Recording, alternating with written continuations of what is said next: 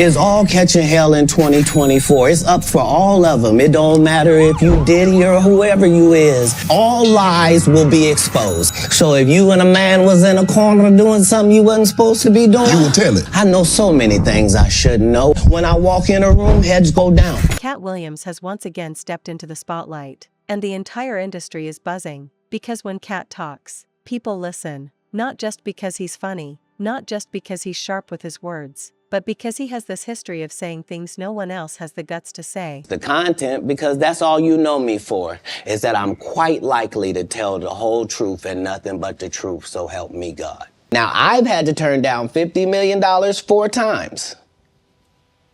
4 times. Just to protect my integrity and that virgin hole I was telling you about.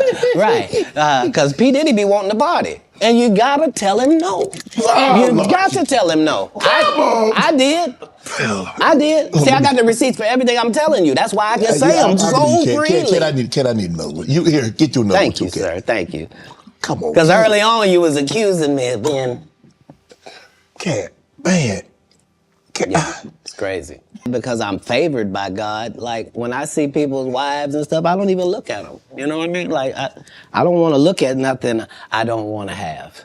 Because I know how blessed I am. If I look at it, I got it. That's how Diddy be feeling. No, come on, man.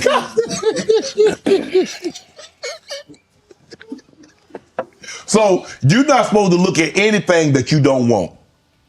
Not me personally, just because God has given me literally everything I ever even pump faked like I want. And that's the whole thing. That's the whole thing is I don't have a type of woman. Every woman that I ever had as a I got something. Because it seems to be like the last year and a half, there's been all this talk about these Hollywood parties. Let's talk about it. Amber, what's really going on? I don't know. You ain't never been invited to these Hollywood parties? I've been to probably every one. I've been to every Puff party. I've been to every white party since 2009. I've been to every party, and you just go in the right room, not the wrong room. I don't think there's rooms, Chad. I'm gonna be honest. Now, look, I'm gonna be very, very transparent on the show. If these freak-offs are happening, it's on a completely different day than the actual Puff parties. Day, okay. It's not that day because every time I was there, Puff was there the whole time. You know, he got the Ciroc. He's on the DJ booth. He's the host of the party. Mm-hmm. I will say that. Now, I've had this conversation with Ray J. Ray J is one of my best friends. Mm-hmm. I said, Ray, did they ever invite you to a freak off? Because they never invited me. Mm-hmm. And I done been at these parties. I just feel like, why I didn't get the invite? Because they know you don't get down like that. Maybe they know I don't get down like that. Okay, cool. But you would think maybe an assistant would come up and be like, hey, you like girls? Or like, you know, you into... Never. No one ever asked me that. They never asked Ray J either. And me and Ray J was talking about it. We were like, I done been to the party, the after party, the after party. I never seen none of that stuff. Right. But that's not to say that it does not happen. He's been doing it for years, dropping comments that sound like jokes on the surface but dig a lot deeper once you start thinking about them. This time, though, there's no mistaking what he's saying. There's no punchline, no winking at the audience. He's coming straight at Diddy, and the revelations he's dropping are disturbing, shocking, and flat-out explosive. If even a fraction of it is true, it changes everything we thought we knew about one of hip-hop's biggest moguls. 4 months now, Diddy has been dragged through scandal after scandal. Every week, a new headline, a new accusation, another piece of his empire being torn apart. From lawsuits to raids to whispers about a lifestyle that doesn't line up with the image he's been selling for decades. It feels like the walls are closing in around him. But here's the thing, all of that still lived in the space of the legal system, of accusers and evidence, of speculation and official investigations. That was the surface-level storm. What Katt Williams just did was pull the curtain back and talk about the stuff that lives in the shadows. The things people in the industry have whispered about behind closed doors but never to a freak off because they never invited me. Mm-hmm. And I done been at these parties. I just feel like, why I didn't get the invite? Because they know you don't get down like that. Maybe they know I don't get down like that. Okay, cool.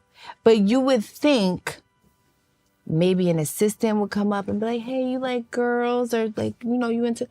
Never. No one ever asked me that. They never asked Ray J either. And me and Ray J was talking about it. We were like, I done been to the party, the after party, the after party. I never seen none of that stuff. Right. But that's not to say that it does not happen or invalidate people that... But I do think it's a different day that I'm just not invited to. I don't know. You think it's a plot because we saw it happen with Russell Simmons. Now we see it happen with P. Diddy. You think it is a plot or a ploy to take down prominent, high-powered black men? I don't know. It really depends on the evidence, right? Because they did say that there were drugs in the baby oil. I don't know. That's allegedly. Is that true? You think that Puff had 1,000 bottles of baby oil? That's what I'm saying. I don't know because the internet is fake, like we said earlier. Right. You just don't know. Right. But if that is in fact true, then that is a problem. One thing I do know about Puff is that he's an abuser. You know, he abused Cassie. We all saw the video. Right. It is not okay. Mm-hmm. And but as far as the freak offs, I don't know about that. Did you have, when I say relationship, I don't mean intimate relationship, but did you have a relationship with Puff Daddy where you cool? Did you talk? Did you know him? Things like that? I would say that we didn't talk on the phone and we didn't hang out, but I was always invited to the party. Okay. And that's the extent of our friendship. Okay. Now, is it true that you were at the Halloween party that Puff's sons and Ray J got into it? I was, yes. I was right there. What happened?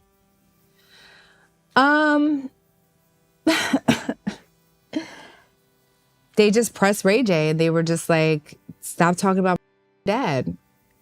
And then Ray J said what he said, like something like, I know your dad better than you know your dad, or something like that. And then it just got ugly for a second. There. Yeah, because I'm cool with Christian and Justin and Quincy, but then I also love Ray J and he's like my brother. And I'm just like, guys, please just stop. It's not worth it. Y'all don't want to do this. Right. Like, so it, you know, and I told Ray J, I said, look, that's their dad. What do you expect them to do? Right. Like, of course they're going to stand up for their dad. You know what I mean? Like, and rightfully so. Right. But it's reported that Breezy, Chris Brown, was the peacemaker. Is that true? I think I was the peacemaker. That was you. I think, well, from what I remember, I was going to both sides and like, y'all don't need to do this. But maybe Chris came down at some point. Right. It was in the garage. I'm not sure. What have you learned about fame? Oh. Because you've had more than 15 minutes. You've had two decades of it. Yeah, it's going on 16 years. Mm-hmm. What have I learned about fame?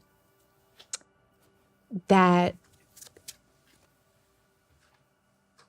half of these motherfuckers don't know what dared to say publicly. According to Katt, the world has only ever seen the polished version of Diddy, the businessman, the music mogul, the loving father, the guy throwing all-white parties that everyone wanted an invite to. But behind that carefully constructed image, Katt says there's a completely different reality, a reality filled with secret gatherings, manipulation, and environments that blur the line between power and exploitation. And it's not just one-off incidents. He's painting a picture of a long-standing system where Diddy has allegedly thrived off control, off pulling strings, and off creating situations that most people would find straight-up disturbing.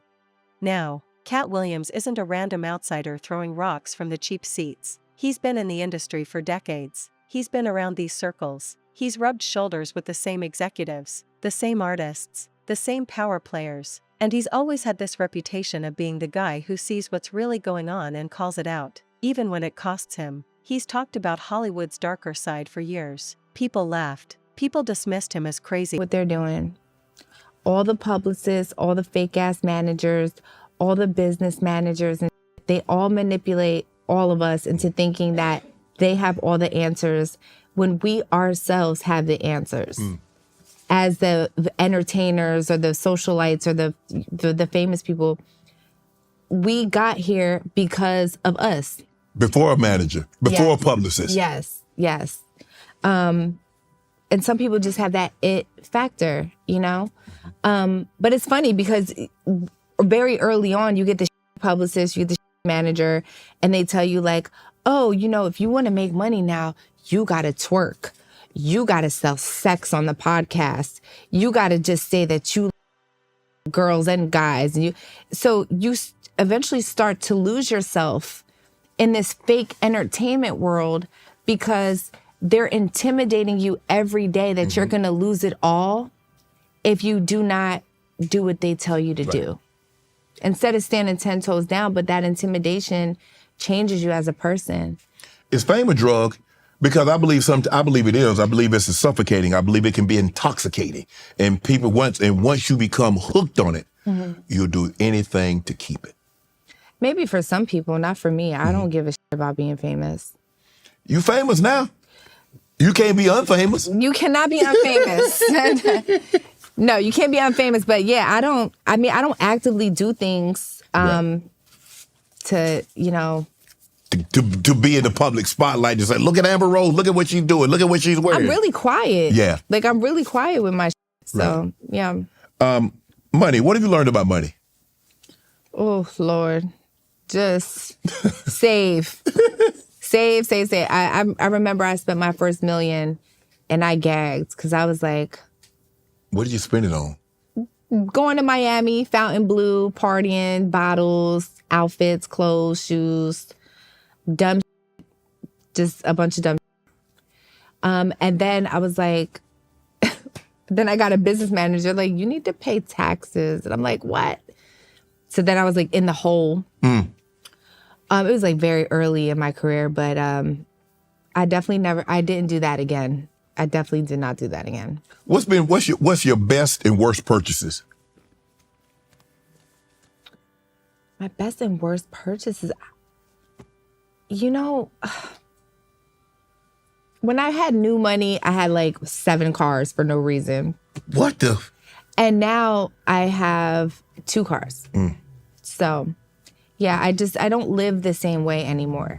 I'm more, I save now and I think about things before I buy them. Right. I'm definitely going to take this dress back and like, I'm going to exchange it for another dress when I have another interview. So. Let us know so we can make sure you take it back before we air this interview. Yo, listen, I put the little receipt in my drawer next to the bed. I'm taking this shit right back. Lord have mercy. What's the number one thing that you learned in the entertainment business? No one genuinely likes you. They just use you for what they need you for. But then years later, those same crazy claims started to line up with things that came out in public. That's why this moment feels different. When Katt Williams says something about Diddy, it doesn't just feel like gossip. It feels like someone who's been waiting for the right time to finally let the truth out. And the revelations he's making line up with the kind of rumors that have followed Diddy for years. The infamous parties that insiders talk about but never describe in detail. The idea that certain celebrities were introduced to those parties and came out never looking the same. The suggestion that influence and opportunity in the industry sometimes came with strings attached, strings that only Diddy was holding. Katt is saying out loud what a lot of people have hinted at in coded language for years. And when you hear it from someone like him, it hits differently. The internet, of course, is on fire. Some people are dismissing Katt, saying he's just stirring up chaos, that he's a comedian trying to stay relevant by attaching himself to the biggest scandal in music. But a lot of people are listening closely, connecting dots, and realizing that what he's saying matches up with stories that have been floating around for a long time. Social media is flooded with old clips, old interviews, old stories. Ventura. And so Mark Agnifilo said that there's no evidence that there was negotiation of sex for money. And the defense says that the sex videos, these sexually explicit videos of the freak-offs, or in some cases as it comes to, or as it pertains to Jane, that this was just homemade porn, and says that, adult film stars, aka porn stars, that they get paid, but they're not prostitutes. So why does that apply to the men that were used in what the defense keeps calling the private time or the personal time when it comes to Sean Combs? Interesting. So then we come to the rebuttal closing argument from prosecutor Maureen Comey. What were some of the main themes that stood out to you? It was obviously shorter than the first closing argument, but this is the last thing, okay? This is the last opportunity. It's their case, and they have to prove it beyond a reasonable doubt. What were some of the main highlights from the rebuttal closing from Maureen Comey, the prosecutor?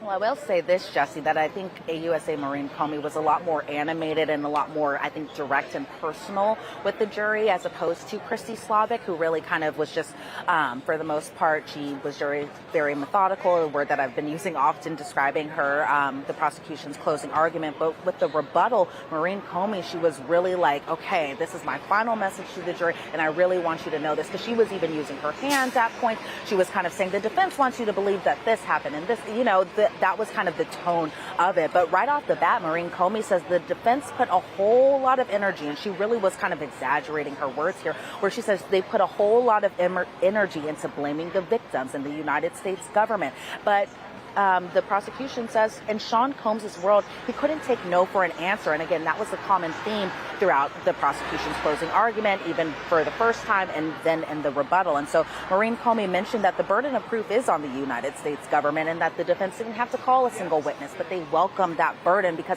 they believe they proved their case. And so in terms of just some of the biggest highlights, they brought it back to the payment for sex, where Maureen Comey says he wasn't flying escorts all over the country just for their conversation. His money was used for sex, and that Daniel Phillip had testified that he got paid for sex and that he couldn't perform, and that when he couldn't perform, he didn't get any type of money. And so Maureen Comey said that the argument that all the escorts weren't called to testify was just a distraction, and that Comey said that Sean Combs made Cassie make sure that these men weren't cops. They weren't undercover cops, something that the jury has seen in text messages where somebody had messaged, okay, you're not a cop, right? Those types of things. And so Maureen Comey said the only reason to worry about undercover cops is because this is illegal. When it came to count one, that being racketeering conspiracy, Comey says that the uncalled witnesses were equally available to both sides, both the prosecution and both the defense. And so I think kind of trying to imply like, okay, well, if you don't think that these people are co-conspirators, why didn't the defense call them? And she specifically named Christina Quorum and D-Rock. And so Maureen Comey says, you have an enterprise here. The law doesn't require anyone to use the words that they were in a racketeering enterprise. They don't have to come onto the stand and be like, yes, I am a criminal. Yes, I was involved in a member of the racketeering conspiracy. She says you don't need all that. She was saying this to the jury. You don't need all of that in order to prove him guilty on that specific charge. And so even in terms of just the 2011 alleged kidnapping that suddenly feel like they make sense in light of Katt's revelations. It's like everyone's rewatching history with new eyes, and the pieces are falling into place. The most disturbing part about what Katt's saying is that it goes beyond just Diddy's current legal troubles. If true, this isn't about one or two bad choices. It's about a culture that was created, nurtured, and hidden for decades. It's about how power in the entertainment industry can be used not just to build careers, but to control and manipulate people in ways that would horrify the public if they knew. And if Diddy really was at the center of that, it's not just his career that's on the line, it's the credibility of the entire system around him. Think about it. If what Katt is revealing gains traction, every person who ever did business with Diddy, every artist who came up under him, every executive who turned a blind eye, all of them get pulled into the spotlight too. Because if this was going on for years, it didn't happen in a vacuum. People knew, people saw, people benefited, and the question becomes, who else is complicit? Who else enabled it? That's the domino effect Katt just triggered, and it's why this story feels so much bigger than just Diddy himself. And here's where Diddy finds himself in an impossible position. He can't just ignore Katt, because the weight of these revelations is too heavy to brush off as nonsense. Exhibits where these escorts photographs were shown to the jury and obviously shown to the witness, that being Jane. And so there was one exhibit where it was Dawn the escort, and that she and Diddy had used them up until August of 2024, and that's notably a month before his arrest. There was Paul the escort, and she had been using him from 2021 up until the last time, and that being July of 2024. That he was a personal trainer, he trained Diddy, but he also worked for Cowboys for Angels. You saw him in places like Los Angeles and Miami and Turks and Caicos. There's Leo the escort, met him in 2022 on her birthday, saw him up until 2023. They used him every so often. And another escort named Michael. But there was one escort who was unnamed where we had kind of been alluding to him a little bit, and he's the one that Jane was explaining that she was immediately repulsed by him. He was really sweaty, he smelled, she was hesitant with him. She said she tried to make it work, she tried to seduce him, she tried to make an attraction happen, but he was just sweating so much, according to her testimony, that she was just kind of throwing looks at her partner, and her partner being Sean Combs, and she was trying to avoid performing oral sex on this unnamed escort. she said she told Diddy that she wasn't feeling it. So Diddy and Jane had sex while the escort was there, and he was kind of hovering over her, according to her testimony, and staring at her, and that Diddy finally excused the man. But Diddy came up with a plan B where he brought in another escort in place of this man that repulsed Jane, and that person was Paul. And so there were times she was explaining that she didn't want to do the hotel night. So she had said that there was one night that she and Diddy were bickering because she didn't want to do the nights anymore, and that Diddy said, well, you don't have to do it anymore. And Jane said that she didn't believe that he really meant that. So she went back to the hotel room. Diddy gave her ecstasy, and then an escort came over, a sex worker came over, and Jane said that she just couldn't do it with this man, but she wanted to make it up to Diddy. And so she later called another escort, and that escort being Cabral, and she said, at this point in my relationship, she just knew what Diddy wanted. But I think as far as maybe a juror is concerned, that could be a little confusing, where it's like, okay, is it sex trafficking, or are you just doing what your partner at the time or partner is just kind of wanting as far as his own sexual desires? Is it really non-consensual? I think that's kind of a moment that I personally was trying to hear about, where she was just like, this is non-consensual. I didn't give my permission for this to happen. But it seemed like from her testimony that we've heard so far, there hasn't been an instance that I can recall of her actually just being like, this is non-consensual from what I've heard so far. But then she said, as far as all the escorts that were shown to the witness and the jurors, that they weren't the only escorts that were used. She said that there was one man who was African American. He was an actor or a singer. They met twice at a hotel in LA. There was a Spanish man met in 2022. She said he was a bit odd. There was a European man, met him in LA twice. But she said all the entertainers, minus Cabral and Anton, were people that Sean knew. He set up these entertainers, and that as far as her kind of role in setting up the entertainers or escorts or sex workers, that she really kind of focused on Cabral and Anton, as far as these were the two that she had reached out to personally, and said that she knew it was to be expected that she was going to continue doing this. And she kept saying, I knew he expected me to coordinate the nights where entertainers are expected. And so I think that part of the testimony could be interpreted in a very kind of confusing way, because again, to what we're kind of trying to dissect is whether or not this was non-consensual or against her will. But according to her, it seemed like she did participate in them, and she did. But he also can't go directly at Katt, because that only makes him look defensive, and Katt thrives on confrontation. If Diddy attacks, Katt will double down, go even harder, and drag out more receipts. If he stays quiet, the silence looks like guilt. It's a lose-lose situation, and it shows just how dangerous Katt's words really are.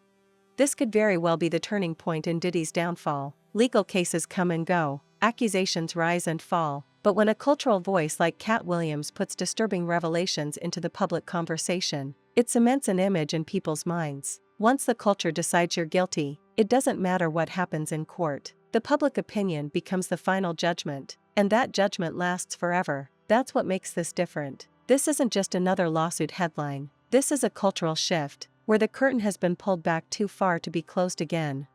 So what happens next? The industry will scramble. Some will distance themselves from Diddy, cutting ties quietly to protect their own names. Others will go into hiding, hoping the storm passes without their names being dragged in. But the truth is, the conversation has already shifted. People are asking different questions now. Not is Diddy guilty of this one case, but how long has this been going on? And how deep does it run? That's a much more dangerous conversation, and it's one Diddy can't control with lawyers or money. And for Sex Act, as long as the government has proved that the defendant recruited, enticed, harbored, transported, provided, obtained, or maintained the alleged victim for purposes of engaging in a commercial sex act. And that last part goes to the allegation that Combs beat Cassie at the Intercontinental Hotel hallway in 2016 as she was leaving a room with a male performer, but there wasn't a completed sex act.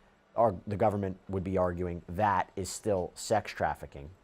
And the third element, that the defendant's conduct was in or affecting interstate or foreign commerce. But Elizabeth, this is what I wanted to ask you. You know, the force component, that's easy to prove. That's easy to understand, at least. Did he use violence to force them, to get them to do sex trafficking acts, right? Sex acts, freak-offs, wild king nights, those kind of things, hotel nights. What in the government's case stood out to you as a form of fraud or coercion to induce Cassie or Jane into sex trafficking? That's not so easily understood. Can you explain, in your opinion, from this case, what are they talking about with fraud or coercion with Cassie or Jane?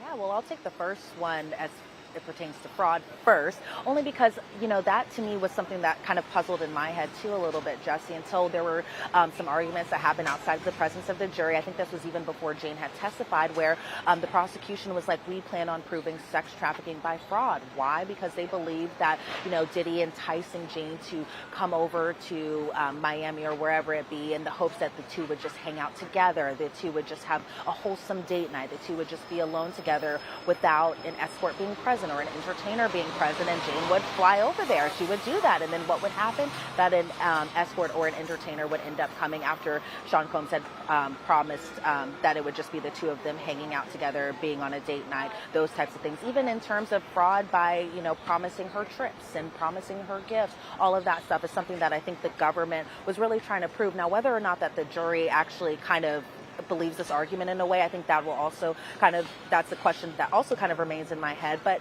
in terms of coercion, I think there were a lot of instances that were sprinkled out through witness testimony, especially through Cassie and through Jane, where, for example, Cassie and Jane had both testified that they had to do freak-offs or hotel nights while they both had urinary tract infections or UTIs, that Cassie even said that she did freak-offs while she was on her menstrual cycle. These are things that kind of under the law are determined as coercion, just things that obviously that they don't want to do, but they are doing these types of sexual acts, again, while having UTIs, while on their menstrual cycle. Those types of things might also fall under coercion. But again, Jesse, I think the jury will have to realize that too. Like, okay, they've heard a lot of instances as it pertains to Cassie with violence and things of that sort. But in terms of Jane, I don't think the force is necessarily all there, because they Katt Williams. This is another notch in his reputation as the man who tells the truth nobody wants to hear. He's been laughed at, ridiculed, called crazy, but time and time again, the things he said end up circling back with shocking accuracy. And now, with the entire world watching Diddy's empire crumble, Katt's revelations are landing like bombs, blowing apart whatever was left of Diddy's carefully curated image. Make no mistake, this isn't just about entertainment gossip anymore. This is about power, control, and the dangerous underbelly of an industry that thrives on secrecy. Katt Williams just ripped the lid off something that people have tried to keep buried for years. And now the world is watching the fallout. Whether you believe every word or not, the fact is that these revelations have changed the conversation forever. Diddy's legal battles were already bad enough, but now, thanks to Katt Williams, the court of public opinion has heard the most disturbing version of the story yet. And once that version takes hold, there's no going back. This isn't the end of the Diddy saga. This is the escalation. This is the moment where everything shifts from scandal to legacy-destroying catastrophe. And it's all because Katt Williams decided to tell the truth that everyone else was too scared to say. The question now isn't whether Diddy can win in court. The question is whether his empire, his name, his reputation can survive the kind of revelations that Katt just put into the world. Because after this, no matter what happens legally, nothing will ever look the same again.